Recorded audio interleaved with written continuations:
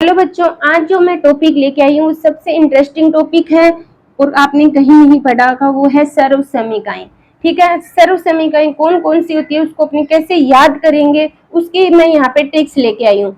तो इसलिए मेरे साथ वीडियो में आगे जुड़े रहना। अगर वीडियो अच्छी लगे तो लाइक करना, शेयर करना और मेरे चैनल को सब्सक्राइब करना, ताकि आपको समय समय पे मेरी नोटिफिकेशन है वो मिलते रहे।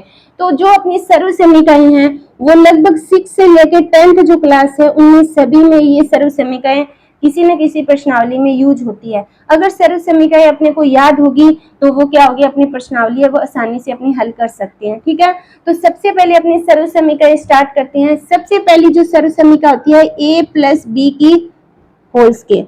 अब इसको अपने कैसे करेंगे, यानी सूत्र है अपने को याद करना है। यहाँ पे मैं सारी सर्व समीकरण लिखवाऊंगी और साथ साथ में मैं आपको याद भी करवाऊंगी, इसलिए मेरे साथ वीडियो में जुड़े रहना। तो अगर याद हो जाए तो उसको अपने क्या करते हैं, बार बार लिख लिख के प्रैक्टिस करेंगे ताकि अपने को आसानी से याद हो जाए। ठीक है, तो सबसे पहले है a प्लस बी की स्क्वायर, यानी अपने क्या करते हैं, ये a की स्क्वायर करते हैं, यानी a की स्क्वायर यानी इसकी स्क्वायर। ठीक है, प्लस अब देखो ये दो है, दो लिख दिया, a इंटू बी यानी a b और प्लस साथ में b की स्क्वायर। यानी मैंने क्या किया, सबसे पहले a की स्क्वायर की और फिर b की स्क्वायर की, यानी a की स्क्वायर कर दी, b की स्क्वायर कर दी। ये दो है, दो इंटू a और b, ये होगी अपनी फर्स्ट समीकरण जब यहाँ पे प्लस का निशान है।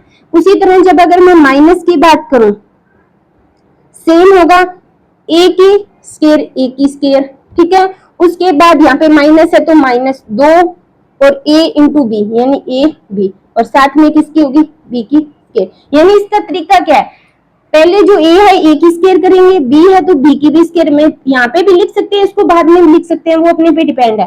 यानी a की स्क्वायर b की स्क्वायर होगी, यहाँ पे प्लस है तो यहाँ पे प्लस आएगा, सभी में प्लस आएगा, यहाँ पे माइनस है तो यहाँ पे माइनस आएगा, तो दो a b। इसी तरह a की square minus 2ab plus b की स्क्वायर। ये अपनी फर्स्ट दो सर्व समीकरण यहाँ पे होगी। ठीक है, साथ साथ बच्चों याद कर लेना ताकि आगे आपको कहीं किसी भी प्रश्नावली में प्रॉब्लम ना हो।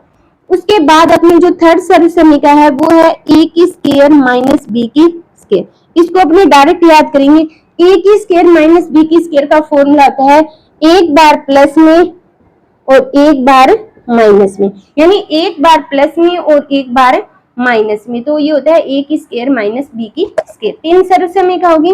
उसके बाद जो अपनी फोर्थ सर्व समीकरण है वो कौन सी होगी, उसको कैसे करेंगे, देखो a की 3 प्लस b की 3, इसका क्या होगा, a की 3 प्लस b की 3 का फॉर्मूला क्या होगा, a की 3 है यानी अपने कैसे लिखेंगे, a की 3 प्लस b की 3।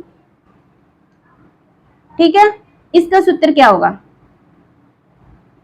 क्या चीज होगी, तो इसके लिए सर्व समीकरण कौन सी है, थोड़ी सी मैं यहाँ पे चेंज करा देती हूँ। देखो क्या होता है इसका, a की स्क्वायर प्लस b की स्क्वायर प्लस 3ab और a प्लस b। क्या ये सर्व समीकरण इसकी होगी, होगी क्या इसकी सर्व समीकरण, ये सर्व समीकरण इसकी नहीं होगी। तो इसके लिए जब अपना इसका सूत्र क्या होता है, इसका सूत्र है देखो ये है, तो यहाँ पे प्लस है तो a प्लस b। ठीक है, उसके बाद क्या होगा, a की square minus a b plus b की स्क्वायर। अब देखो यहाँ पे प्लस है ना तो अंदर माइनस आएगा, अगर यहाँ पे माइनस होता है तो अंदर क्या होगा, प्लस। यानी इसका फॉर्मूला a की 3 प्लस b की 3 का फॉर्मूला होता है a प्लस, यहाँ पे b है तो a प्लस b, a की square minus a b plus b की स्क्वायर। उसी तरह जो अपना आगे वाली जो सर्व समीकरण पांचवी, जब यहाँ पे कौन सा निशान होगा, माइनस का।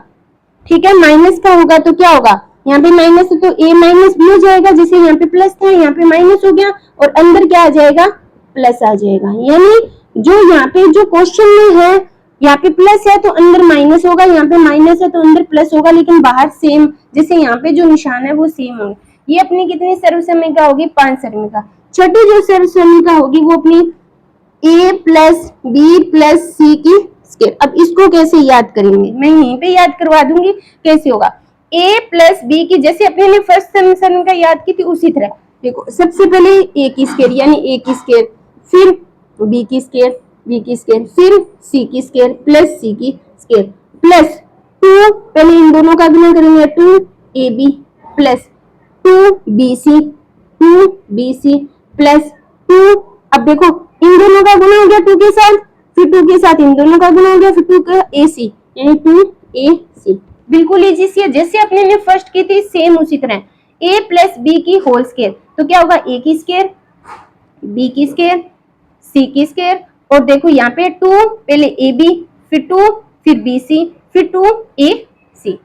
ठीक है, मोस्टली तो अपनी जो ये 6 सरल समीकरण है यही अपनी क्या होती है, यूज होती है, इसलिए ये वेरी इंपॉर्टेंट है।